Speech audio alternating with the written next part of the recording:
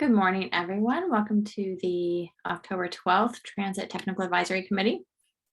Let's go ahead and get started with introductions. I'll read off the names I see on the screen here. We have Drew Nichols with SCTA. I'm Dana Teray with SCTA. We have Ross Clendenin with SCTA RCPA. Sean Sosa with Santa Rosa City Bus. Jacob Brown with Golden Gate Transit. We have Robert Betts with Marin Transit, Stephen Schmitz with Sonoma County Transit, David Ripperda with SCTA, Ray Atkinson with Petaluma Transit, and Emily Betts with SMART. The next item is public comment. I don't see any members of the public here. So let's go ahead and move on to approval of the meeting notes from the September 14th meeting. Does anybody have any comments or corrections on the meeting notes?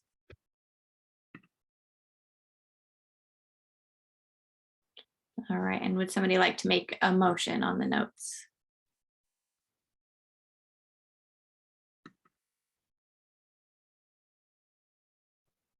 I'll make a motion on moving the notes. Thanks, Stephen. Second. All right, thanks, Jared. All right, any opposed?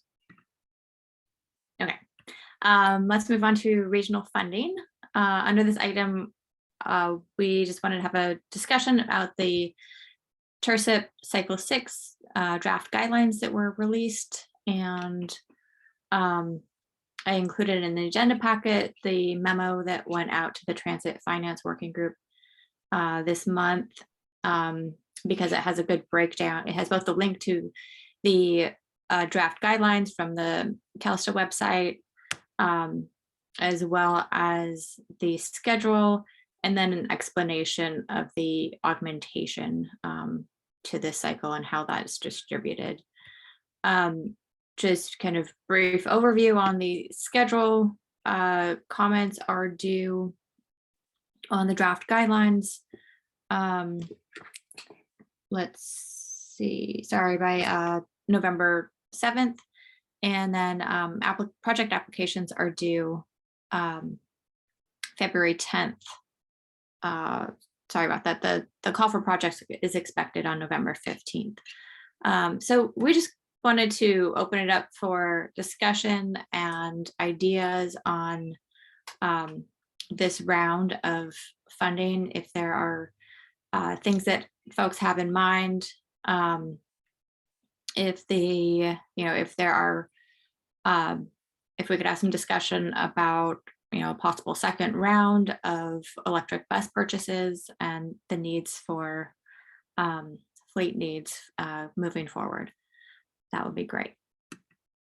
David, did you have anything you wanted to add in terms of what we're interested in discussing today? Yeah, just to let the folks that weren't in the meeting know, we had a meeting with SMART, I think last Monday, talking about their plans for TIRCP grant application. We're going to try to partner with them again. There is some language in the guidelines related to the Budget Act about additional funds for previous TIRCP projects. And I know SMART is looking at trying to get some additional funds for the Windsor extension. And we're also talking with SMART about trying to pursue funds for the Healdsburg and Cloverdale extensions as well. So I think we're looking at probably a pretty big application, and we want to be sure that we have everyone involved and try to get another round of electric bus replacements, as Dana was saying.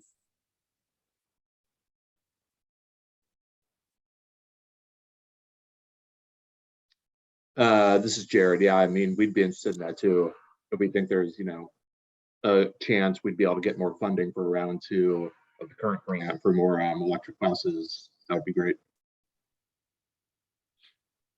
And Jared, do you have a sense of your need for, in terms of number of buses for fleet replacement within the cycle for the next round of funding?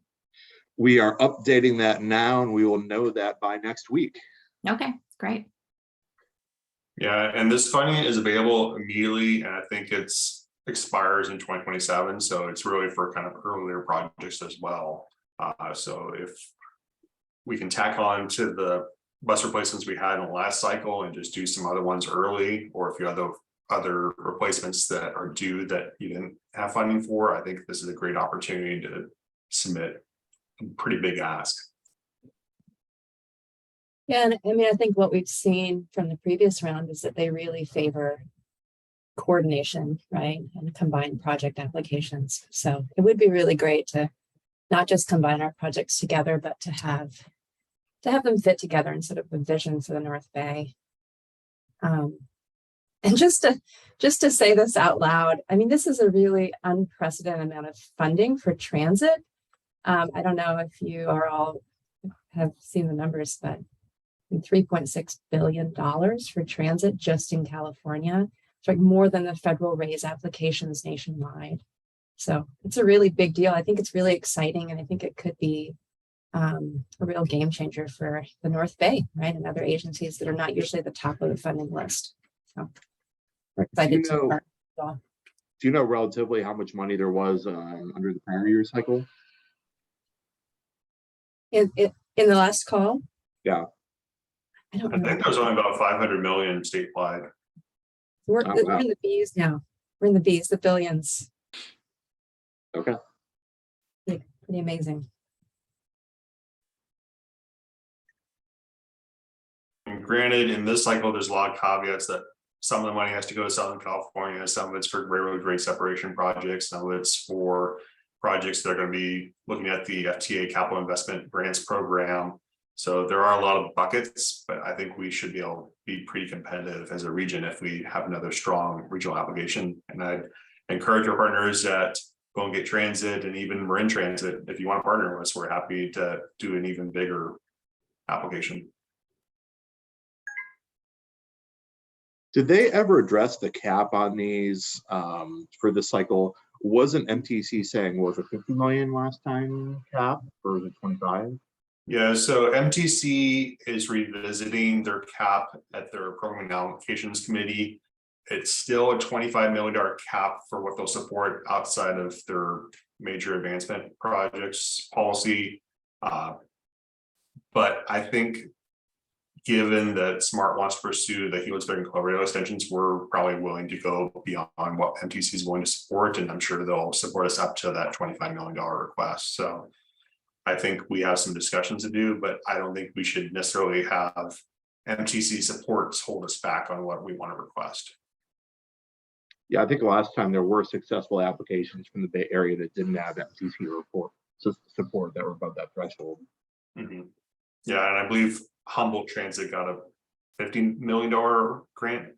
So other regions are going higher. So I think we're probably in a safe spot to request more money as well, given that the state's put a big emphasis on kind of tying the North region in Cloverdale with Sonoma County and the North Bay. So I think we're probably in a pretty good position to ask for a good amount of money.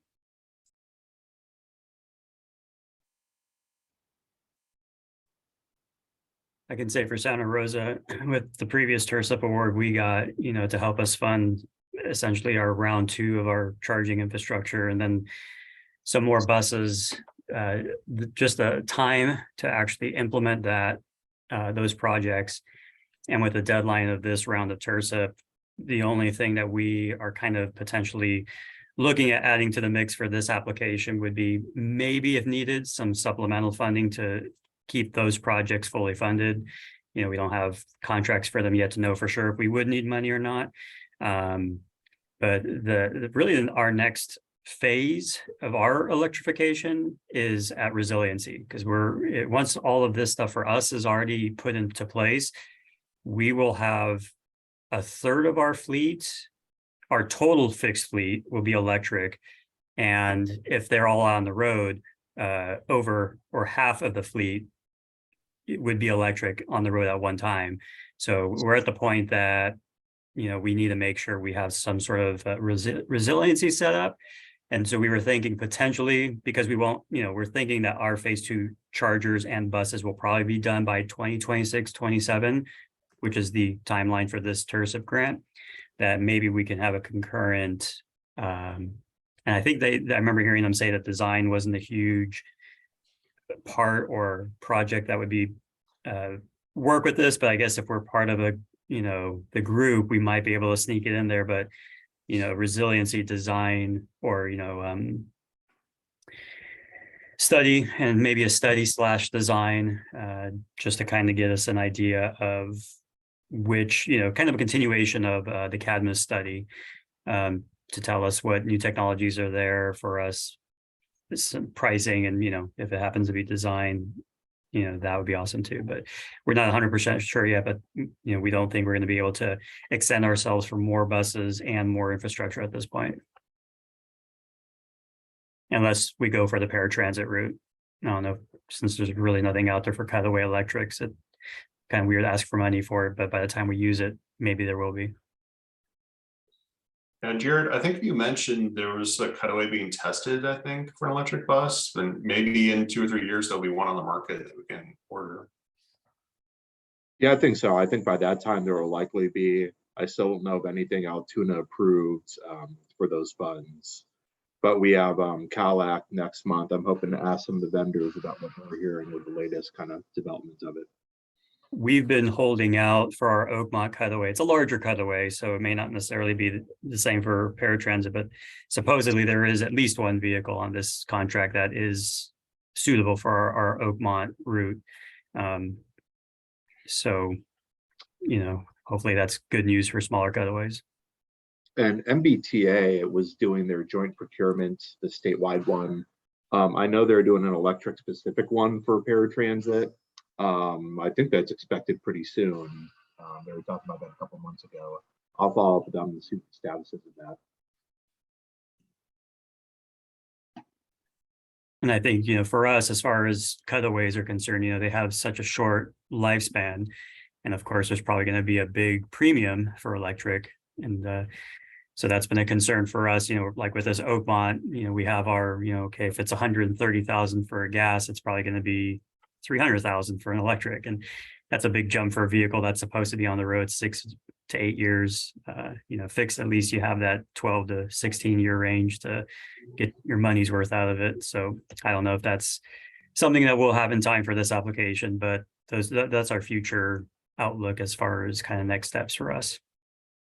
I think another thing worth looking at is also first and last mile connections, whether that's through microtransit or bike share or even bike lanes and sidewalk improvements. That's something that can compete well. And I know Solano Transportation Authority partnered with some of their transit operators to do some improvements that we're finding through TIRCP that way, and also park and ride lot improvements if there's stuff that we need to do with park and ride lots. So even if it's not just electric bus replacements, anything we can do to increase ridership will help the grant application.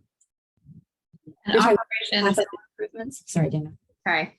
You're talking about capital infrastructure, bike ped improvements. Is that what you were just saying? Yeah. Yeah, And that's bike share. Connections to transit. And operations is included, it's eligible if it is expansion as well. I know that's hard to fund through a limited term grant, but it's something that you should keep in mind as well.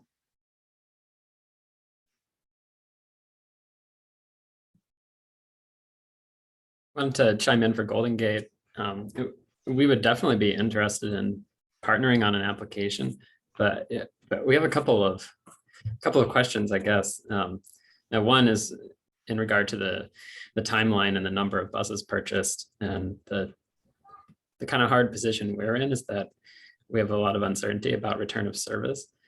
And as of right now, our first electric vehicle purchase is slated for 2026. So it would fall in the cycle, it seems like.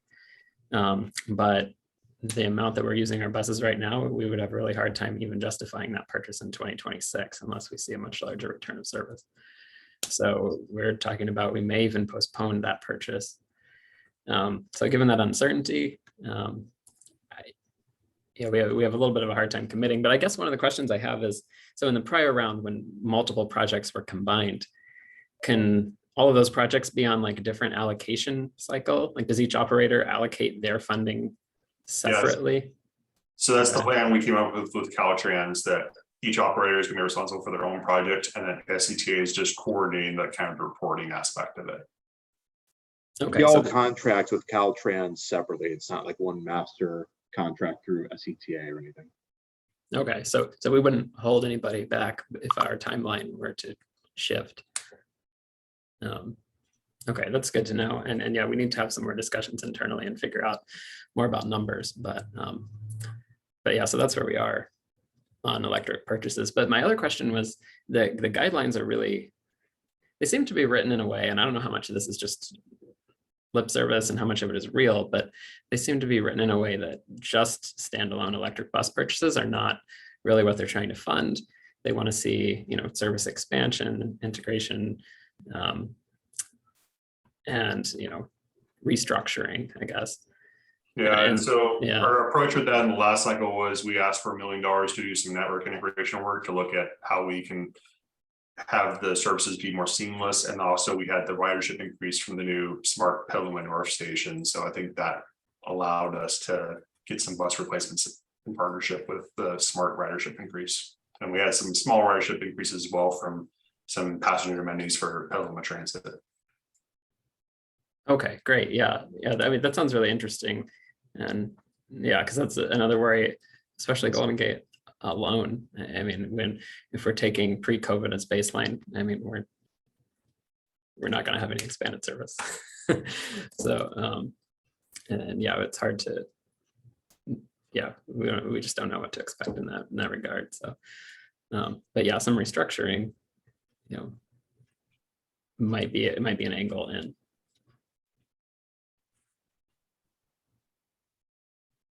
Yeah, so for Sonoma County Transit, we'd certainly be interested in partnering with an additional application for TIRCP. And we're just unsure as to whether or not it would be additional electric buses or charging infrastructure or a little bit of a mix. So need to sit down with Brian, and I'm sure we can come up with a project.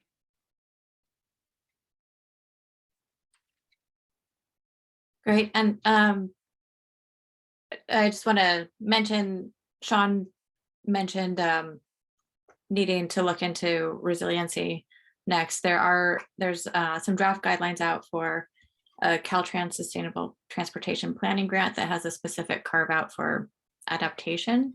I'm not sure exactly if that fits in there, but it's a possibility. And there are also a couple of OPR grants that will be coming online that are specifically having to do with resiliency and adaptation. Those, I don't think that there's a lot of information out about those yet, but we'll be keeping an eye out for that, and we'll distribute it once we see anything.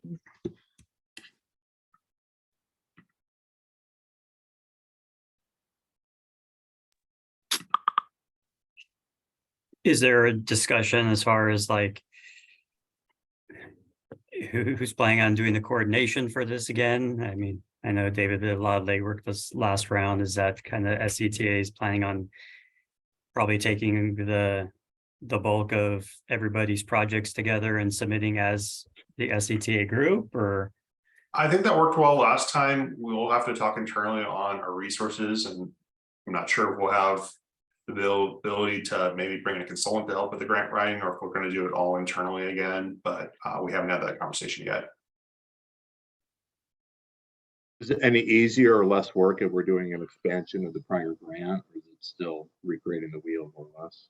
Yeah, I think we could probably reuse a lot of what we did last cycle, and maybe it's just we change which buses are getting replaced and probably keep a lot of the same narrative, I'm hoping, but we'll have to see.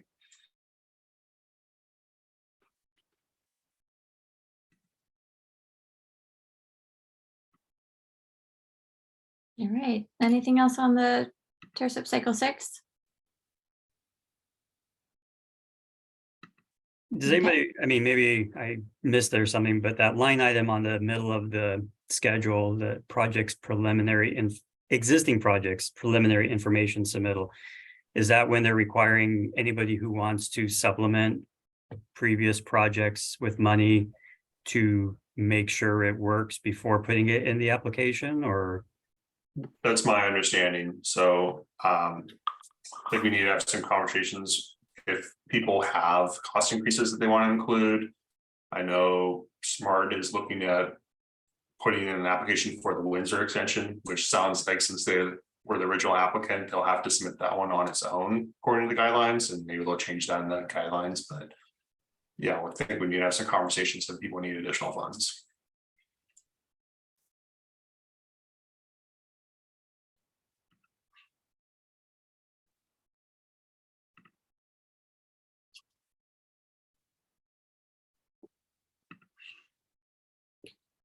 All right.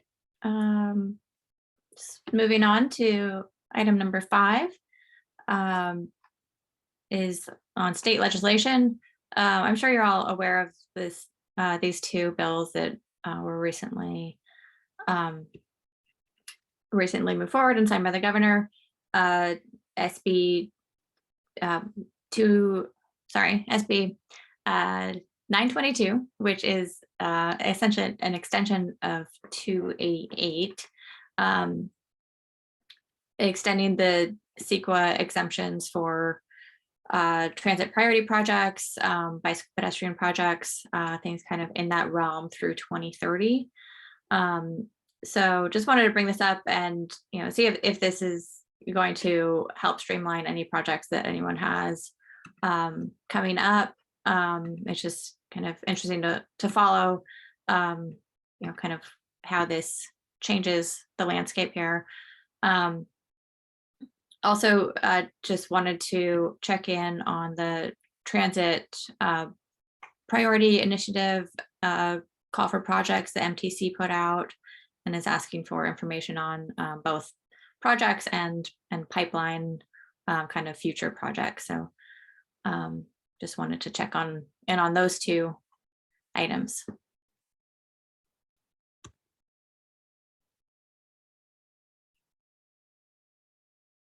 Well, in terms of SB 922, I mean, that's something the city of Santa Rosa wrote a support letter and has been involved with advocating for, not just for transit, but just for a number of city-sponsored capital projects that could benefit from these exemptions. So I can't, you know, we don't have a lot of big capital projects coming up except for our charging stations and Quick Strike, and the transit mall roadbed rehab. But, you know, certainly I think the thought here at Santa Rosa is that this legislation will help with a number of projects, especially in the downtown area.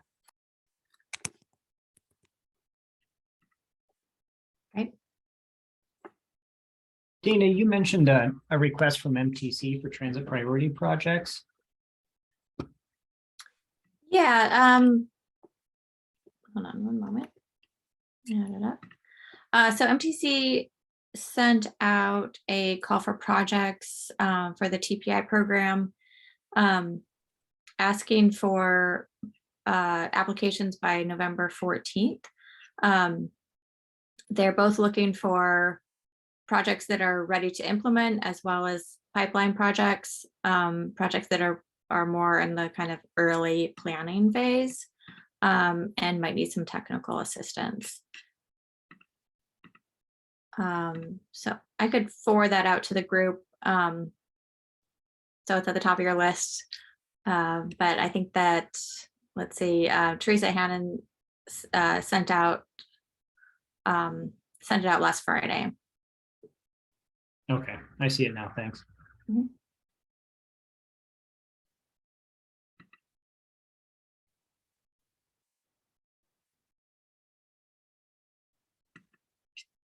All right, so anything else on the CEQA exemption or transit priority projects? All right, and the next bill that is in there is SB 942, which I'm guessing you're all aware of as well, but essentially changes the guidelines for LCTOP, allowing those funds to cover free and reduced transit fare programs, and also opens it up to fund extensions of projects that are programs that are already out there, as well as new projects.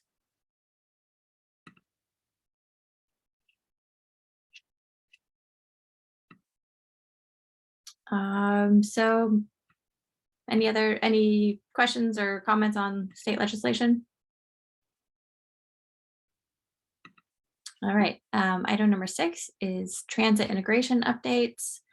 The Future of Transit ad hoc met early this month and talked through a draft scope of work for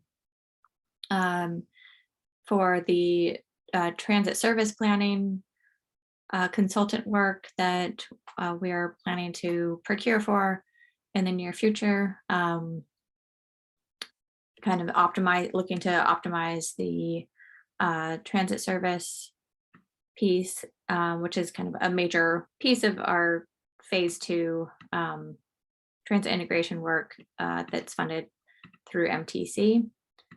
We also talked through some free fare programs, the joint free days that the 3 Sonoma County local bus operators have been doing, the one on October 5th, and then upcoming fare free day on election day, November 8th, as well as the application to the County of Sonoma for a joint fare free program for youth, which would be a 2-year program.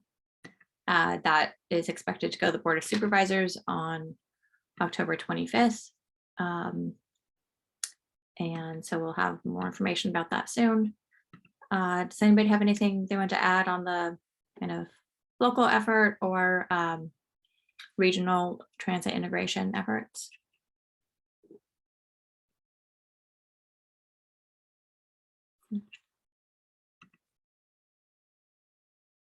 All right, let's move on to transit operator updates. Golden Gate Transit, do you want to start off?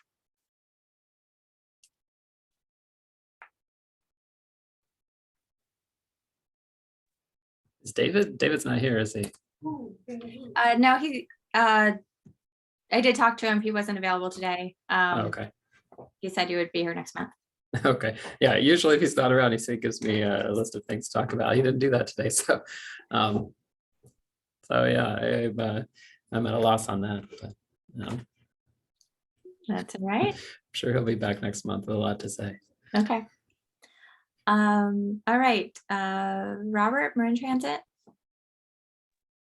Sure. I don't have a lot to report. In terms of ridership, we continue to see month-over-month growth on our ridership. I'm expecting August to be close to 90% and even higher in September compared to 2019. We're kind of going back and comparing now to 2019 instead of the month from last year. Schools really helped, and for the first time we have College of Marin at full in-person attendance, which has really helped our ridership on kind of our central Marin routes. At the same time, we're seeing traffic congestion come back to 2019 levels. So we're doing some schedule adjustments for December, and we're looking at a somewhat significant service change in March of next year. We continue to struggle with driver shortages. I wouldn't say they're getting worse, but they still aren't getting better. So we're having to make some sacrifices on some of our services. We're trying to focus those primarily on our recreational programs, Muirwood Shuttle, and our supplemental routes that simply add capacity as opposed to actually canceling service on our regular routes.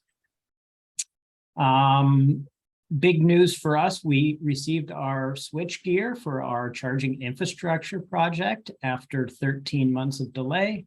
It showed up at our yard last week. It was installed on Monday, and so we're now waiting for PG&E to come in and tie in power. I think October 18th, we have the date for that. So that was a big win for us. I'm sure you're all aware, but we've had 4 buses sitting idle since December because we could not charge those buses. So that will allow us to advance our new Gillig electric buses into service.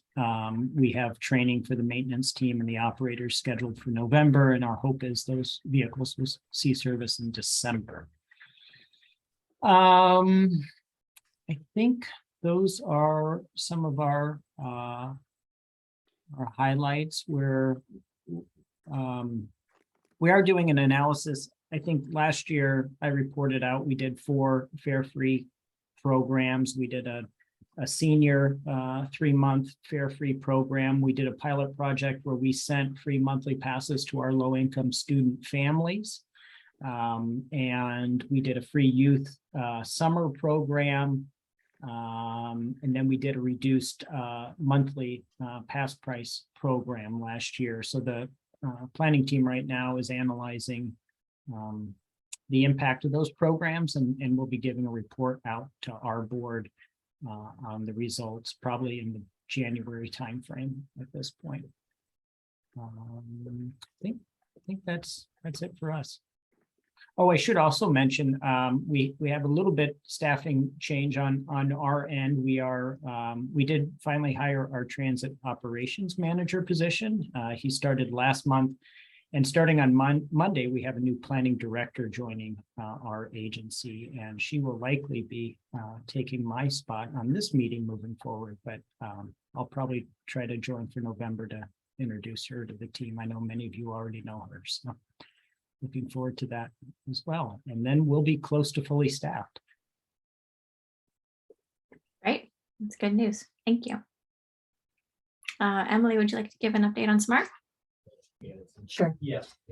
So we did a service change last Monday. We added a midday trip and also adjusted one of our trips so that we have more service in the afternoon. Our 359 northbound up from Marin has just been packed full of students. So I was trying to move them. We have a 327 now leaving Larkspur and heading northbound, and it looks like that train is filling, and then the 359 is still filling back up with more students. So that's good. Ridership's still growing. We're up 7% this month to date from last month. And let's see. We're a grand opening in Petaluma of our pathway segment. It's really a grand reopening because the pathway between South Point and Payran was closed. It was open for a few months and then closed by Caltrans for a couple years due to the highway construction, and it's supposed to be reopening. So we're doing a celebration on the 22nd in Petaluma with also breaking ground on the next highway pathway segment to the south, which is Payran to Lakeville. So we're going to be marketing that a little bit. It's in collaboration with the city of Petaluma, who really wanted to have a public event to mark the pathway being open again. Also, sort of interesting, we got 9 bike ped counters installed on the pathways in Sonoma and Marin counties. They're permanent, and they differentiate between bikes and pedestrians. And so we've started doing some preliminary analysis of those numbers. And I'm happy to share that data. So I think what I should do, it hasn't gone to our board yet. It's going next week. So after that, what I can do is send you all a list of the locations, and probably for the cities too, the jurisdictions, and then they're welcome to see that data. It's really interesting. And it's very gratifying, actually, to see hundreds of people using the pathways every day. So that's all I have. Great, thanks, Emily. Emily, quick question. Are those like infrared counters? Do you know? Mm-hmm. Yeah, they are. It's a combination of infrared, and then there's a loop in the pavement. And so by some process of subtraction that differentiates between bikes and pedestrians.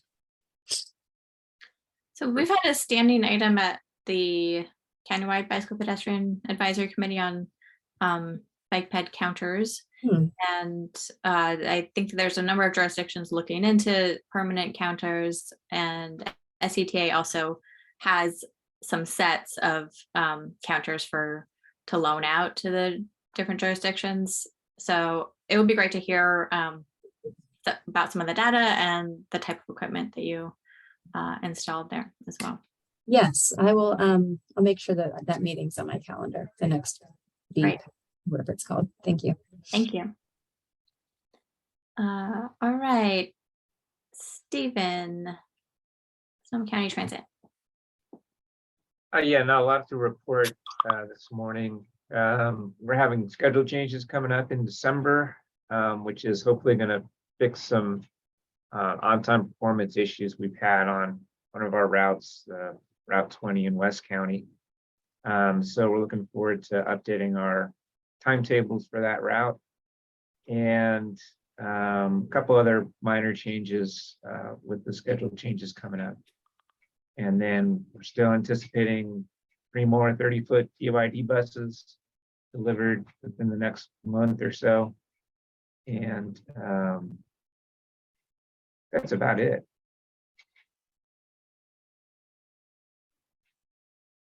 All right, thanks, Stephen. Jared, would you like to give an update on Petaluma? Yeah, thank you.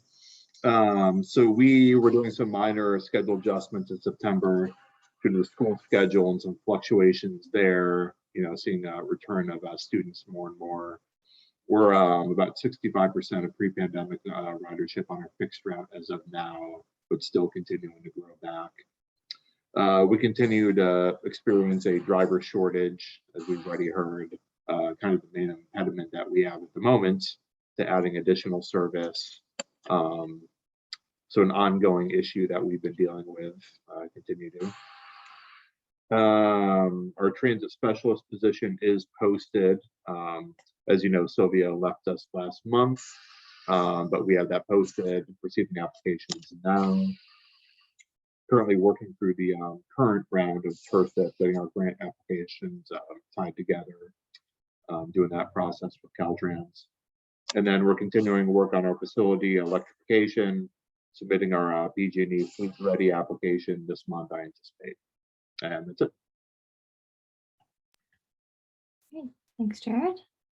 And Santa Rosa City Bus. Morning, everyone. Well, 3 of our 4 electric buses have arrived and are in post-delivery process. The 4th one had a leaky window and is going to get delivered tomorrow or Friday or Saturday.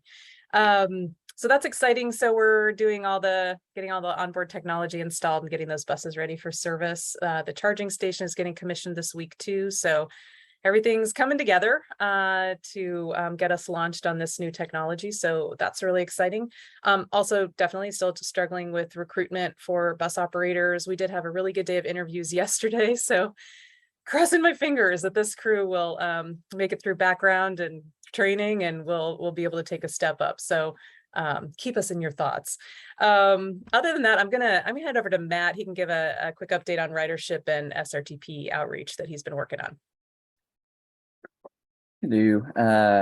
As Rachel mentioned, we turned in the first part of the SRTP like everyone else, but we're taking a more expanded look at service. So we've done some outreach about service priorities with our riders as we move forward to potentially upping service when we have the drivers, and then also some of the routes that we currently have suspended. We'll be asking the public about those and restructuring one of our routes, the Route 9, to make it bidirectional as opposed to the loop that it currently is now. In regards to ridership, we are back over 100,000 riders a month. So that's about 75% of our pre-pandemic ridership that we've regained. And about a third of that ridership is actually students. So we are reaping the benefits of the free ride for youth, certainly. And actually in September, including transfers, 56% of our trips were free, so to speak. So good news there, and we're headed on an upward trajectory for ridership, so that's a win for us. Great, thank you both. Did everyone have a chance to share? I think we covered everyone. All right, does anybody have any other business news or announcements?